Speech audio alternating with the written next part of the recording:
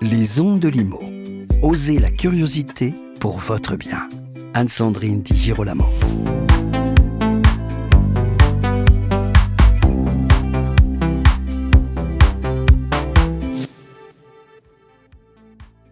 Acheter un bien immobilier, ça n'est pas toujours simple et parfois c'est même un véritable parcours du combattant. Refus bancaire, dossiers bloqués, délais dépassés. Et pourtant, certains de ces dossiers finissent quand même par passer contre toute attente. Alors comment ? Eh bien, c'est grâce au travail de fond des courtiers.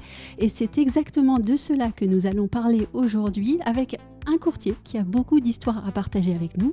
J'ai nommé Geoffrey Janssen, qui est directeur commercial de la région Hauts-de-France chez Finance Conseil. Bonjour Geoffrey. Bonjour Anne-Sandrine. Alors, première histoire, elle est assez incroyable. C'est un agent immobilier qui vous contacte pour un dossier totalement bloqué. Et ça arrive. Totalement. Alors là, la particularité, c'est que le client voulait faire ses démarches tout seul. Oui. Donc ça arrive, ça se voit encore, même si près de 70% aujourd'hui des dossiers sont intermédiés par les courtiers. Mais il y a encore des clients qui font leur démarche solo. Et là, il s'est avéré que le client, il a eu plusieurs refus bancaires d'affilée. Il avait une tenue de compte qui n'était pas extraordinaire, donc c'est un client qui n'avait pas préparé son projet en amont, ça se voit encore, donc vraiment, il faut vraiment anticiper et préparer quand même son projet immobilier.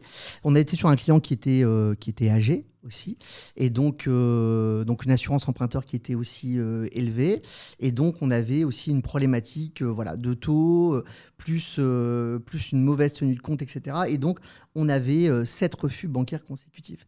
La particularité de ce dossier, c'est que le client était fonctionnaire. Oui. Et la seule banque qu'il n'avait pas consultée, c'était une banque de la fonction publique. Ah. Et donc, forcément, nous, on a tout de suite vu ce qu'il fallait faire et où présenter ce dossier. Oui. Et effectivement, on a sorti ce dossier en 10 jours parce que le client n'avait pas consulté cet établissement bancaire, alors que, en fait, la banque de la fonction publique, les banques de la fonction publique sont quand même aussi un peu plus souples sur les conditions tarifaires pour accompagner leurs clients, enfin la typologie de ces clients-là. Et donc, on a réussi en présentant bien évidemment un dossier carré parce que les clients avaient plusieurs refus. Donc nous aussi, on lui a demandé, on a prévenu l'agent immobilier en disant, ok, on va reprendre le dossier, mais il faut aussi nous laisser un mois supplémentaire de conditions suspensives, proroger une condition suspensive.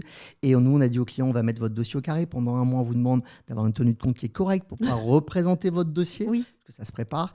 Et on a pu représenter son dossier dans un établissement bancaire qu'il n'avait pas sollicité. On a eu un accord en 10 jours. Et donc, quand on est un peu âgé, vous trouvez encore des cas qui ne gèrent pas bien leur compte si vous saviez... Non, mais vous saviez, c'est pas une question... je pensais que la sagesse... Non, c'est pas une question d'âge. Non, pas du tout. Non, bien sûr. Non, et ce qui est marquant dans cette histoire, c'est que finalement, donc, en 8-10 jours, finalement, on peut trouver la banque idoine qui correspond à sa situation. En fait, 8-10 jours, oui, carrément, c'est le maximum, puisque nous, quand le client quand on va avoir le dossier du client, on a une photographie tout de suite instantanée de ce qu'on peut faire, de ce qu'on peut pas faire. On sait qui solliciter tout de suite. Et donc, en fait, avoir un retour sur le tarifaire, ça, c'est hyper rapide, ça met 24 heures. Et ensuite, c'est l'instruction du dossier à un organisme de caution, etc., qui prend ça un peu plus de temps. Mais en soi, nous, quand le dossier est préparé, quand le client fait ce qu'on lui demande sur son dossier pour bien représenter son dossier, en 8 jours, un dossier est totalement bouclé, bien sûr. Et je vous entends, le mot dossier a été dit plusieurs fois déjà, répété. En fait, c'est du travail. Ah bien sûr, c'est du travail. Oui, présenter un dossier de prêt immobilier, c'est pas un achat d'une baguette de pain, c'est un projet d'une vie. Et donc forcément, ça s'orchestre. Et ça s'orchestre et ça prend du temps. Et encore une fois, bien souvent, alors dans 80% des cas, les clients font attention, etc. Tout se passe bien. Mais on a aussi 20% des cas où les dossiers sont pas préparés, ça se voit encore, où les clients fonctionnent au coup de cœur, vont acheter, mais n'ont pas anticipé que leur tenue de compte aujourd'hui n'est pas en adéquation avec un projet immobilier. Il y a des joueurs qui sont des joueurs compulsifs, qui font beaucoup de jeux en ligne, etc. Ce n'est pas en adéquation avec un achat de prêt immobilier. Donc, tout ça, ça se prépare. Ça s'explique aux clients aussi. On remet aussi des clients quelquefois dans une démarche où on leur dit, vous avez un projet, soit, ok, mais on ne fait pas non plus n'importe quoi. Et nous, l'idée, c'est au-delà des conditions de taux, c'est de sortir votre dossier, c'est de vous donner une faisabilité. Donc, si vous nous faites confiance, faites ce qu'on vous dit et on sortira votre dossier. Donc, ça veut dire aussi que avant d'aller visiter des maisons, on va visiter un courtier. Exactement. Oui. Et ce qu'il faut faire, c'est venir Oui. nous consulter pour connaître sa capacité. Oui. C'est déjà ce qu'il faut faire de prime abord, c'est consulter le courtier pour connaître sa capacité financière. Il y a plein de clients qui se disent tiens, moi je paye un loyer de 1 300 €, je peux rembourser 1 300 €. Oui. Faux. Sur le papier. Sur le papier, Oui. oui. Sur le papier, oui. Mais ces 1 300 € représentent peut-être un endettement à 50%. Or, on ne peut pas être endetté à 50% quand on fait un projet de prêt immobilier. C'est 35% assurance comprise. Donc, en fait, c'est pas parce que dans le quotidien, on sait rembourser 1 300 € qu'on peut rembourser une demande de crédit de 1 300 €. Oui. C'est faux, et en puis, fait. Et puis la situation de locataire et de propriétaire, ça n'est pas la même. Ça Je n'est pense, pas la même, par bien exemple, sûr. aux charges de copropriété. Ça, le Exactement, la locataire taxe ne les voit foncière pas. que le client Oui. a. Exactement. Oui. Donc, il y a plein de charges alternatives, etc. Et donc, oui, non, tout ça, ça s'anticipe. Et du coup, si le client vient nous voir, on peut exactement définir son budget et raisonner avec lui. En fait, votre budget aujourd'hui, c'est lequel avec vos charges de copropriété, etc. Ce que vous ne souhaitez pas dépasser demain dans votre quotidien pour définir votre budget. Et quelquefois, il y a des clients qui vont dire voilà, moi j'ai 30 000 € d'apport, mais j'ai un petit crédit conso sur le côté qui me coûte 80 € par mois, il me reste 5 000. Et nous, on va leur dire en fait, votre apport, j'en ai pas besoin. Soldez-moi votre crédit conso. Votre dossier, on va le présenter sans apport. Gardez un peu de trésorerie, mais soldez votre crédit conso. Vous avez un meilleur dossier à présenter. Alors, en fait, il faut vraiment nous consulter en amont. Oui. Et une autre histoire. Oui. Et celle-ci, je pense qu'elle est aussi assez commune, en fait. Vous m'avez parlé d'un couple qui était proche de la retraite, avec sur le papier un dossier qui semblait solide. Très beau dossier, des clients qui achetaient leur maison pour passer leur beau jour, finir leur beau jour, bientôt en retraite, etc. Et, leur beau jour, leur vieux jour ou leurs vacances vieux jours, vacances. Enfin, je veux dire, à partir du moment où on est en retraite, on fait des vieux jours en vacances ou c'est les vacances tout le temps. Ok.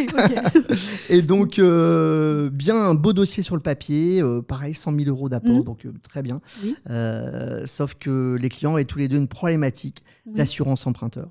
Et donc, on avait une problématique de taux d'usure. C'était un dossier qui était de fin 2025. Donc, on avait des taux qui étaient un peu plus hauts déjà, fin septembre 2025, des taux qui étaient un peu plus hauts. Et donc, du coup, des clients avec cette problématique de taux d'usure d'assurance emprunteur, puisque l'assurance emprunteur, elle reste, qu'on soit en septembre 2025 ou en janvier 2026, elle ne va pas baisser. C'est une caractéristique. Vous déclarez une pathologie, etc. L'assurance est toujours la même. Donc, le taux sera toujours Et donc là, identique. on était dans les règles du HCSF, exactement. On était dans les normes HCSF, etc. Donc, d'accord. pas de souci. C'est juste le taux d'usure qui était dépassé, parce que le taux d'usure, c'est le taux nominal du prêt, plus l'assurance de prêt, plus les divers frais, les cautions, les frais de dossier repris en pourcentage. Donc, on a un taux d'usure à pas dépasser. Et comme on avait déjà un taux de base qui était plus élevé que les taux d'aujourd'hui, plus l'assurance emprunteur qui malheureusement a été majorée du fait de leur pathologie, on a dû proroger des conditions suspensives à 2 reprises pour faire en sorte de passer ce dossier. Alors là, c'est vraiment un travail avec le vendeur, les vendeurs, l'agent immobilier, le vendeur, les notaires, pour s'assurer qu'en fait, nous, on allait bien sortir le dossier. Tardivement, certes, mais pour donner une chance aux vendeurs de vendre leurs biens, puisque de toute façon, le vendeur, quand il vend pas et qu'il a un acquéreur, remettre son produit en vente, de toute façon, c'est repartir sur des délais de 4 mois. Oui, puisque ça s'explique aussi. Exactement, ça s'explique. Et donc, nous, quand on travaille avec des partenaires qu'on a depuis très longtemps, qui savent très bien que quand on prend un dossier, on ne lâche pas, on le sort avec des partenaires de confiance, ils savent aussi que si on dit, il faut qu'on attende 2 mois, 3 mois, parce que les taux vont baisser, l'assurance sera toujours la même, mais nous, on a besoin que les taux baissent pour pouvoir représenter ce dossier et sortir ce dossier. In fine, on a sorti ce dossier au bout de 7 mois. C'est long, mais les clients, les acquéreurs et les vendeurs sont hyper contents, puisque finalement, on a tenu nos engagements. L'engagement de départ, c'était de se dire, on a une problématique de taux d'usure, il nous faut un temps, il nous faut du délai. Le délai, c'est que les taux, la projection sur les taux vont baisser début d'année, forcément, puisque en début d'année, les banques sont beaucoup plus appétentes pour accueillir de nouveaux clients, et donc les taux sont plus bas. Voilà. Oui, et donc finalement, de la ténacité, du travail, et surtout s'en remettre à votre savoir. C'est-à-dire que si vous croyez à un dossier, normalement ça fonctionne. Normalement. Et si vous n'y croyez pas, alors il nous arrive de dire qu'on ne prend pas des dossiers. Voilà. Tout à fait. Non, mais ça, il faut quelquefois, il y a des partenaires qui ne veulent pas l'entendre, des agents immobiliers, des notaires, etc. Mais bien souvent, quand on les ressollicite après, qu'on leur parle du dossier Dupont d'il y a 3 mois en disant alors tu as sorti ton dossier, non, j'ai dû annuler mon dossier. Mais oui, mais parce que on connaît le marché, on connaît nos partenaires bancaires, on sait, moi je comprends que quelqu'un qui a signé un compromis, il a envie d'aller au bout, bien sûr, il achète, mais tout n'est pas faisable, et donc il faut le savoir, et si on vient consulter son courtier en amont, on sait normalement que dans 100% des cas, on va aller au bout. Quel conseil vous donnez à quelqu'un qui hésite à acheter ? En fait, hésiter, c'est toujours une question, c'est toujours pareil, c'est toujours une question de coup de cœur, c'est-à-dire que se remettre en recherche, etc. Parce qu'encore une fois, je vous disais, des projets de vie, on rencontre des gens, voilà, on rencontre son conjoint, on a envie de plus grand, la famille s'agrandit, etc. On se dit, tiens, est-ce que je vais rester dans mon appartement ou je vais partir en campagne, acheter ma maison, etc. Est-ce que c'est le moment? Le moment, c'est le coup de cœur, c'est l'opportunité, c'est de pouvoir se dire, oui, peut-être les taux sont plus hauts, mais l'immobilier est plus bas. Et donc, le coup de cœur, c'est la bonne opportunité, c'est quand on en a envie, quand on peut, et ne pas attendre que les taux soient à 1%, ils n'y seront plus. Donc, il faut faire le deuil de ça et de se dire que si vous êtes bien accompagné, les conditions de taux, ça se négocie et qu'il n'y a pas de marché haut. Il y a des marchés très bas, mais l'immobilier est très haut. Donc, en fait, le marché est toujours à peu près ISO. On est sur un marché aujourd'hui qui revient totalement dans les normes et avec une volonté des banques d'accompagner véritablement les clients pour accéder à la propriété. Quelle est l'erreur la plus fréquemment commise selon vous par les candidats acquéreurs? De ne pas nous consulter. Oh. Ça, c'est une erreur. De ne pas consulter Finance Conseil et son courtier. Non, mais oui. je dirais que dans 20% des cas, l'erreur, c'est de ne pas préparer son projet. C'est d'avoir une tenue de compte avec ce qu'on appelle, nous, les achats compulsifs ou simplement des jeux en ligne, etc. Et de se dire, je vais acheter dans 2 mois, mais ça va passer, etc. Bon, puis il y a toujours la période des fêtes. Ça, c'est sûr que quand on voit des relevés de compte en janvier, avec Noël, c'est toujours plus compliqué que quand on voit des relevés de compte du mois de mai, par exemple. Mais tout se prépare, tout s'anticipe. Et donc, du coup, il faut vraiment, quand on a un projet immobilier, faire attention. Le préalable, c'est quand même de faire attention à sa tenue de compte. C'est vraiment le préalable. Mais alors, attendez, moi, j'ai une dernière question. Est-ce qu'il faut changer d'état d'esprit et se dire, voilà, je vais dépenser autrement toujours et je vais changer ma façon de vivre? Ou est-ce que je prépare juste mon dossier pendant 2 mois et après je repars à ma vie et à mes habitudes? De toute façon, vous savez, on reprend vite ses habitudes. Les mauvaises habitudes comme les bonnes, on les reprend vite. Donc non, c'est pas une question de... C'est juste qu'effectivement, en amont, on se dit que vous présentez votre dossier à un partenaire bancaire. Le partenaire bancaire, lui, il a besoin de voir et de comprendre que vous êtes en capacité demain de pouvoir rembourser son échéance de crédit. Il en a pour 25 ans. Et donc, il va vous accompagner sur 25 ans. Enfin, c'est énorme. Et donc, du coup, il a besoin de voir que vous avez anticipé ce projet. Il n'y a rien de plus désagréable de voir des tenues de compte, qui a des relevés de compte avec 10 commissions d'intervention quand on présente un projet immobilier. Et ça se voit tous les jours. Donc, donc voilà, il faut vraiment que les gens se disent que ça se prépare. Et après, on peut reprendre son quotidien, mais toujours en ayant l'esprit que quand on achète un bien, on a aussi des charges qu'on n'a pas forcément quand on était locataire et que du coup, ça s'anticipe aussi. Et donc moi, candidat acquéreur, je dois vous aider à croire en moi. Exactement, faut nous vendre votre projet aussi.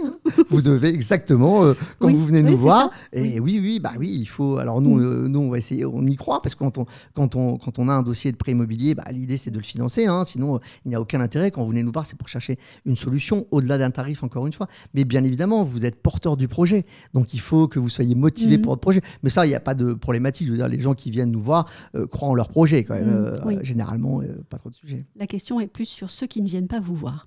Ceux qui ne viennent pas vous voir, il faut vraiment qu'ils regardent les podcasts, qu'ils regardent les chaînes d'infos, qui regardent BFM avec Marie Cœur de Roy, par exemple, et qui puissent du coup avoir une culture sur l'immobilier, etc. Et voir qu'il faut aller consulter des courtiers pour anticiper leurs projets. Merci beaucoup Geoffrey. Merci à vous, c'était passionnant et vivant. Toujours un plaisir. Et je vous remercie à vous qui nous avez regardé ou écouté. Likez, commentez cet épisode, partagez-le avec votre réseau et on se retrouve très vite pour un autre épisode. À bientôt.